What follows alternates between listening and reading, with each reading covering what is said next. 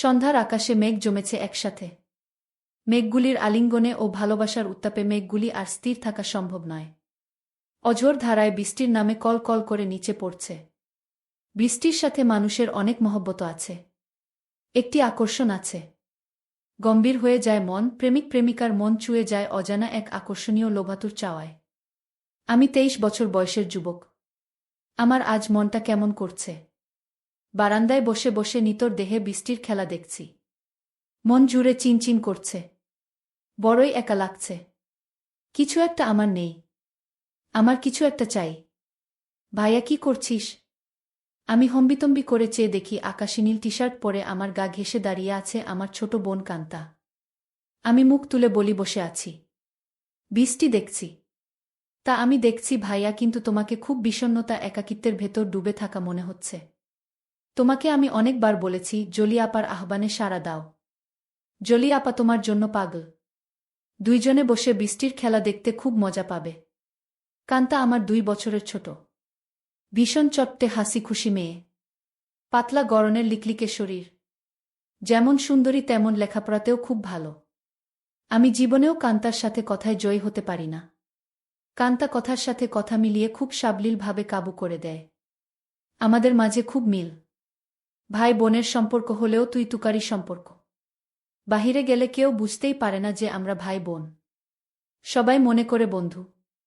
কান্তা জলিকে খুব ভালোবাসে, তাই কান্তার আশা আমি জলির সাথে প্রেম করি। জলিও অনেক দিন যাবৎ আমার সাথে সম্পর্ক করতে চেষ্টা করে যাচ্ছে। আমি প্রায় 1 বছর নেশায় আসক্ত ছিলাম। কান্তার কারণেই আমি সেখান থেকে ফেরত এসেছি। কান্তা আমাকে খুব ভালোবাসে। মা আমার নারী আন্দোলন করে, যা আমার পছন্দ নয়। নিজেকে প্রচার আর প্রসার করায় আম্মা খুব ভালোবাসে, তাই নিজের টাকা খরচ করে আন্দোলন করে, কিন্তু নিজের অনেক ভুল নিজেই দেখে না। সন্তানের উপর অধিকার আছে, তবে তাদের দেখার সময় উনার নাই। আমরা ভাই বোন ছোট থেকেই কেয়ার করি না আম্মাকে। আব্বা খুব ব্যস্ত ব্যবসায়ী মানুষ। তিনি আমাদেরকে টাকা দিলেই সব দায়িত্ব শেষ, এমন ধারণা পোষণ করেন। দেশ বিদেশ ঘুরে বেড়ায়। মা বাবার মধ্যে তেমন কেমিস্ট্রি আছে বলেও মনে হয় না। আমরা দুইজন নিজেদের ভুবন সাজিয়ে রেখেছি। আড্ডা মারা, বাহিরে যাওয়া, ঘুরে বেড়ানো সব আমরা একসাথেই করি। কান্তা আমার ঘাড়ে হাত রেখে বলে, ভাইয়া, জলি আপা খুব ভালো মেয়ে। তোমাকে সুখী রাখবে। হ্যাঁ বলে দাও। আমি ফোন করে দেই, দেখবে এই বজ্রপাতে কাক ভেজা শরীর নিয়ে তোমার কাছে হাজির হয়ে যাবে। কাকা ভেজা শরীর দিয়ে আমি কি করব? কি বলো ভাইয়া, মোস্ট রোমান্টিক দৃশ্য হল মেয়েদের ভেজা শরীর। তুই এত কিছু জানিস কি করে? কেন ভাইয়া, আমি কি ফিডার খাই? আমি এখনো বাচ্চা নাকি? তুই কি কারো জন্য বিজিস নাকি? ভাইয়া, সিরিয়াল আছে না? তুমি শুরু করলে আমি চেষ্টা করতাম। তোমার জন্যই আমি কিছু করতে পারছি না। তোরে কে বাধা দিচ্ছে? যা খুশি কর। কি বলো? বিয়াদবি হয় না। দুনিয়াতে তুমি আগে আসছো, তাই তোমার আগে কিছু করতে হবে। না রে, আমার এই কমিটমেন্ট খেলা ভালো লাগে না। মা বাবার আচরণ দেখে এই খেলার প্রতি মন নেই। ভাইয়া, সেটা তাদের ব্যাপার। তাই বলে কি আমরা সেটা দেখে এখন নিজেদের কষ্ট দেব? ওদের মাঝে ভালোবাসা ছিল, আর সেটার প্রমাণ তুমি আর আমি। বাবা গরিব ছিল, তাই টাকার অভাব দূর করতেই টাকার প্রতি আগ্রহ বেশি। আম্মা আব্বার জন্য ঠিক নয়। তাই বলে কি আমরা ভুল করব? এত কিছু ভাবিস কি করে? তোর কেউ থাকলে বলো, বিয়ে দিয়ে দেই। ভাইয়া, আমি তোমার চিন্তা করি। তুমি এত হ্যান্ডসাম একজন মানুষ, আর তোমার গার্লফ্রেন্ড নাই। কি করে হয়? তোমার দিকে সব মেয়ে চেয়ে থাকে হা করে, তুমি কি জান? তাই তুই কি এই সব দেখে বেড়াস নাকি? আমি হয়তোবা দেখতে ফানি কার্টুন, তাই সবাই দেখে। না ভাইয়া, তুমি ফানি না, তুমি তাদের কাছে হানি। ওরা তোমায় দেখে দেখে গিলে খায়। যা কি বলছিস? ভাইয়া, তুমি আসিলেই খুব হ্যান্ডসাম, কিন্তু সেই ফিগারটাকে কাজে লাগাচ্ছ না। ইচ্ছা করলে অনেক মজা করতে পারো। কি করে? একটু এফোর্ট দাও, দেখবে প্রতিদিন তুমি বেড ডেটিং করতে পারবে। তুই কি করছিস নাকি এসব? আমি কোথায় পাব? কেউ আমাকে পছন্দই করে না। সব সময় তোমার সাথেই থাকি। অপরিচিত সবাই মনে করে তুমি আমার বয়ফ্রেন্ড। ভাই বোন হলেও তো আমরা ফ্রেন্ডের মতোই চলি। ফ্রেন্ডের মতো, কিন্তু বয়ফ্রেন্ড না ভাইয়া। তবে তুমি আমার ভাইয়া না হলে জোর করে হলেও তোমাকে বয়ফ্রেন্ড বানিয়ে নিতাম। যে কোনো মেয়ে তোমার জন্য পাগল হবে ভাইয়া, বলে আমার পেছন থেকে আমার গলা পেঁচিয়ে ধরে। আমি বাধা না দিয়ে বসে থাকি। আর কান্তা আমার বুকে হাত বুলিয়ে দিয়ে বলছে, জলি আপা তোমার এই সুটাম দেহের পাগল ভাইয়া। হাত বাড়িয়ে দাও, এনজয় করো। কান্তার হাত যেন থামছেই না। আমার শরীরে তৈরি হচ্ছে এক ধরনের কেমিস্ট্রি। চোখ বন্ধ হয়ে আসছে আরামে। আমি হাত ধরে ছাড়ানোর চেষ্টা করে বলি, কিরে তোর কি হয়েছে? তুই কি জলি হয়ে গেছিস নাকি? যেভাবে হাত দিচ্ছিস যেন তুই নিজেই জলি। কেন ভাইয়া, আমাকে কি জলি আপা মনে হচ্ছে? আমি তো জলি আপারও মতো না। কে বলছে তুই অনেক সুন্দরী? কে আছে তোর মতো এত সুন্দর? আমি যদি তোমার বোন না হতাম তুমি কি আমার সাথে প্রেম করতে? অবশ্যই করতাম। তোর মতো রূপবতী রাজকন্যা পাওয়া ভাগ্যের ব্যাপারও। কান্তা চট করে আমার সামনে এসে বসে আমার দুই পায়ের ফাঁকে। আমার দিকে চেয়ে থেকে বলে, ধন্যবাদ ভাইয়া, তোমার কাছ থেকে কমপ্লিমেন্ট পেয়ে আমি অনেক খুশি। You deserve a kiss from me. বলেই দিয়ে দেয় আমি কিছু বোঝার আগেই। কি করছিস কান্তা? কেন ভাইয়া, ভালো লাগেনি? ভাই বোনে লিপ টু লিপ দেয় নাকি? কুইক হয়। নো প্রবলেম ভাইয়া, বলে আমার মুখের খুব কাছাকাছি মুখ রেখেই কথা বলছে। সত্যি বলতে কি আমার ভালোই লেগেছে। কান্তা যেমন বুঝে গেছে সেটা তাই চট করে বলে উঠে, ইউ এনজয় ইট ভাইয়া। আমার দিকে চেয়ে বলে, সরি ভাইয়া। উঠে দাঁড়িয়ে রোমে চলে যায়। আমি সেখানে বসে থাকি অনেকক্ষণ। কাজের মেয়ে ডাকে সাড়া দিয়ে খাবার খেতে যাই। কান্তা আজ খাবে না তাই আমি একাই খেয়ে রুমে গিয়ে ঘুমিয়ে যাই। কান্তার সাথে আমার দেখা হয় না আজ 2 দিন। লজ্জায় আমিও দেখা করার ইচ্ছা করিনি, কিন্তু আজ আমাদের নানিকে দেখতে যাওয়ার কথা এবং খালাতো ভাইয়ের বিয়ের ব্যাপারে আমাদের অনুষ্ঠানের পরিকল্পনা নিয়ে সকল আত্মীয়স্বজন নিয়ে মিটিং আছে সন্ধ্যায় খালার বাসায়। কান্তার মোবাইলে টেক্সট দিয়ে আমাকে জানিয়ে রেখে বলে সে খালার বাসায় চলে যাবে যেন আমি মিস না করি, কিন্তু নানির বাসায় সে যাবে না।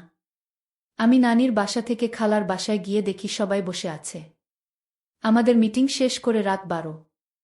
একটা হোভার ডেকে বাসায় আসি। প্রায় সবাই গাড়ি নিয়েছিল, কিন্তু কান্তা কারো লিফট নিতে নারাজ। বাসায় এসে যার যার রুমে চলে যাই। আম্মা জানতে চাইল মিটিং কেমন হলো এবং আমরা কি করব। আমরা দুইজনই কালকে বলবো বলে বিদায় নেই। আম্মা শুধু বলল, আগামীকাল আমরা কক্সবাজার যাব, তোরা কি যেতে চাস নাকি? আমি বললাম না। কান্তা জবাব না দিয়ে চলে যায়। আব্বা আম্মা দুপুরের ফ্লাইটে কক্সবাজার চলে গেলে আমি আর কান্তা বাসায় বসে আছি। তখন কান্তা বলে, ভাইয়া চলো আজ আমরা বাহিরে ডিনার করি। আমি রাজি হতেই কান্তা ধন্যবাদ দিয়ে কাজের মেয়েকে বলে, আমরা রাতে খাবো না আজ। তুই ইচ্ছা করলে ছুটি নিতে পারিস। কালকেও আমরা থাকব না। আমাদের আগেই কাজের মেয়ে চলে যায় তার স্বামীর বাসায়।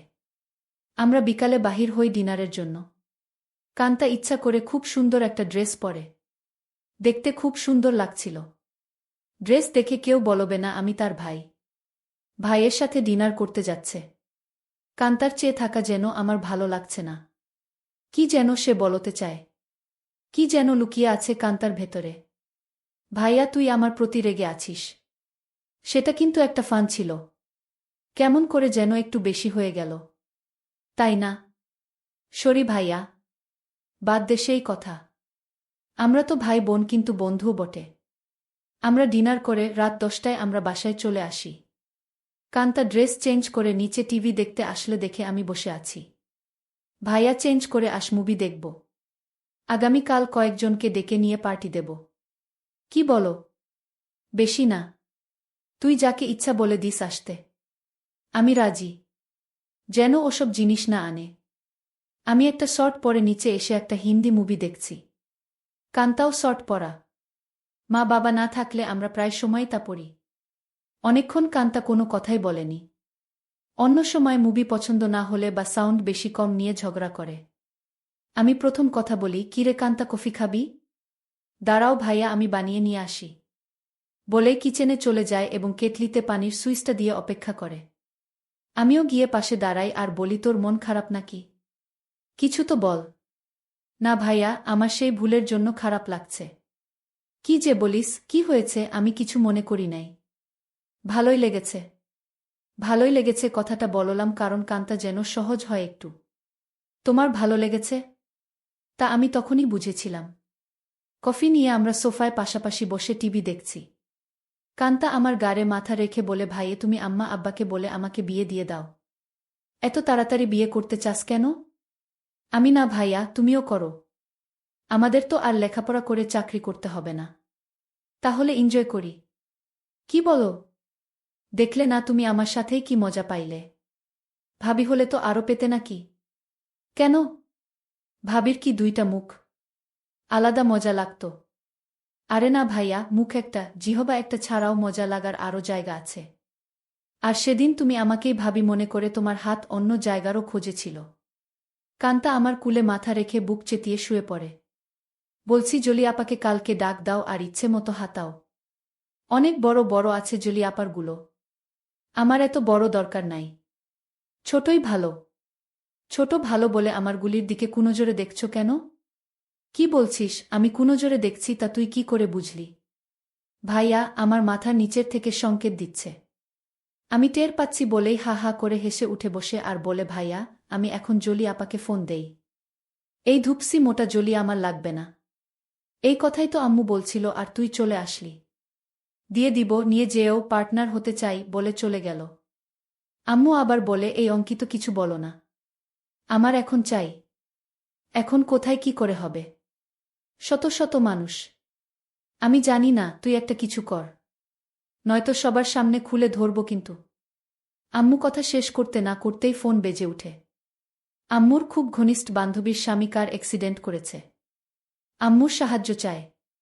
আম্মুর পরিচিত হাসপাতালে আছে। ওদের অবস্থা তেমন ভালো না। আম্মু সবার কাছে বলে কিছুক্ষণের জন্য যেতে চায়। সাথে আমাকেও নিয়ে যেতে চায়। সবাই তাড়াতাড়ি চলে আসার কথা বলে দেয়। কান্তা আমার পাশে এসে বলে ভাইয়া কি খবর আম্মু? দেখি তোমাকে ছাড়া এখন চোখে পথ দেখে না। কি ব্যাপার? আম্মু কান্তাকে বলে তুই যদি যেতে চাস চল আমাদের সাথে। না আম্মু, তোমাদের ডিস্টার্ব হবে আমি গেলে। আমি এখানেই আছি। সোহান ভাইয়ার ড্রাইভার আমাদের নামিয়ে দেয় হাসপাতালে। আম্মু ডাক্তারের সাথে দেখা করে বলে উনি আমার রোগী। আপনারা চিকিৎসা করুন। টাকা পয়সা আমি দেখব। আম্মুর বান্ধবী শিলাকে সান্ত্বনা দিয়ে বলে চিন্তা করিস না, ঠিক হয়ে যাবে। তোরা কোনো টাকা দিস না। আমি পরে এসে সব ঠিক করব। তোর কাছে টাকা না থাকলে বলিস। সোহানের বিয়ে বাসায় বহু মেহমান আমার জন্য অপেক্ষা করছে। আমি এখন যাই। আমরা একটা ট্যাক্সি করে সোজা আমাদের বাসায় চলে আসি। আমার রুমে ঢুকে আম্মু বিছানায় গিয়ে আমাকে বলে কই তুই আয়। আমাদের হাতে সময় নাই। মাত্র 1 ঘন্টা সময়।